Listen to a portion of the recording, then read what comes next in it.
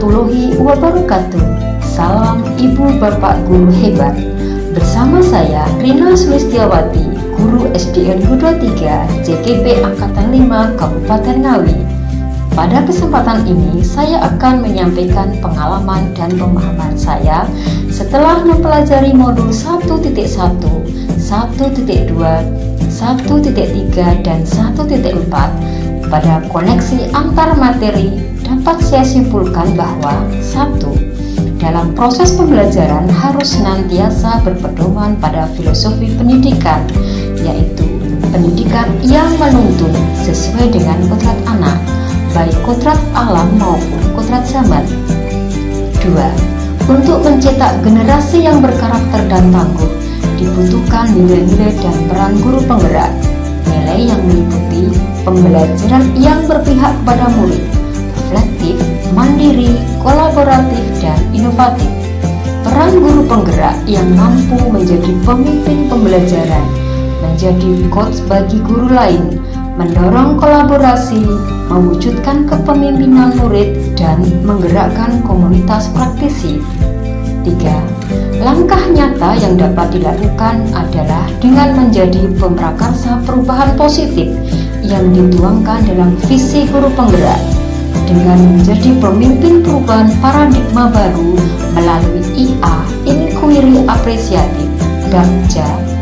Buat pertanyaan, ambil pelajaran, gali mimpi, jabarkan rencana, dan atur eksekusi.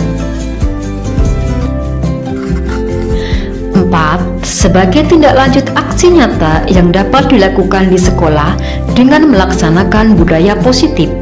Setelah saya mempelajari modul 1.4 tentang budaya positif, menurut pemahaman saya bahwa guru sebagai agen perubahan harus mampu menggali hal-hal positif yang sudah dimiliki oleh sekolah sebelumnya dan berupaya melakukan pengembangan-pengembangan. Karena kita meyakini bahwa konsep disiplin positif merupakan unsur utama untuk menciptakan budaya positif. Budaya positif yang memuat nilai-nilai kebajikan universal dapat dicapai melalui kesadaran atau motivasi dari diri sendiri. Tanpa adanya paksaan akan mampu menjadi dasar karakter yang kuat dalam berperilaku di masyarakat. Penerapan hukuman dan penghargaan pada siswa dalam upaya melaksanakan disiplin positif sejauh ini tidak efektif. Hal ini hanya akan memberikan dampak positif dalam jangka pendek saja, tidak pada jangka panjang. Pelaksanaan segitiga restitusi dalam mewujudkan budaya positif dianggap mampu memberikan solusi mengubah perilaku siswa menjadi lebih baik dalam jangka panjang. Hal menarik dan baru bagi saya, ternyata memberikan hukuman sebagai konsekuensi perilaku pelanggaran siswa bukanlah penyelesaian masalah yang tepat. Padahal, praktek hukuman ini sudah lebih dari 10 tahun saya terapkan. Dan hal ini sangat saya rasakan ketika memberikan hukuman pada siswa yang bersalah, hanya akan membuang energi banyak. Saya harus bicara keras, tegas, dan bahkan memancing emosi diri saya sendiri.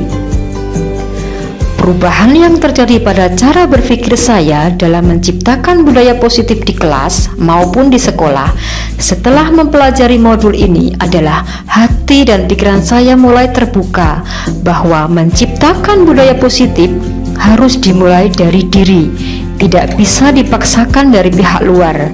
Jiwa anak adalah pribadi yang berbeda dan unik. Ada yang lembut, rapuh, keras, dan semua tidak bisa dipaksakan untuk sama dalam menerima suatu tekanan dari luar. Pengalaman yang pernah saya alami terkait penerapan konsep-konsep inti dalam budaya positif adalah ketika menyelesaikan persoalan berperan pada posisi kontrol manajerial. Kedua siswa yang bertikai dapat diselesaikan dalam situasi yang damai dan tenang, serta mendapatkan penyelesaian sesuai dengan yang diharapkan. Perasaan saya saat itu merasa tenang, tidak ada tekanan dari pihak manapun, adanya pengendalian diri yang baik dari siswa maupun diri saya sendiri.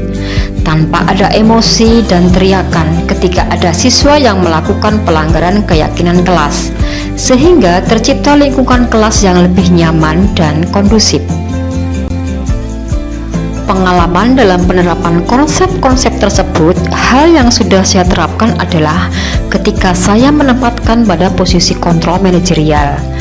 Beberapa hal yang perlu diperbaiki adalah saat menyusun kalimat yang tepat agar sesuai dengan kondisi pemahaman siswa, terutama pada siswa kelas bawah. Diperlukan pemilihan tata bahasa yang tepat agar mudah dimengerti siswa pada saat melakukan dialog. Belum mempelajari modul ini, posisi kontrol yang sering saya lakukan adalah sebagai penghukum, pemantau, dan sesekali sebagai posisi kontrol teman.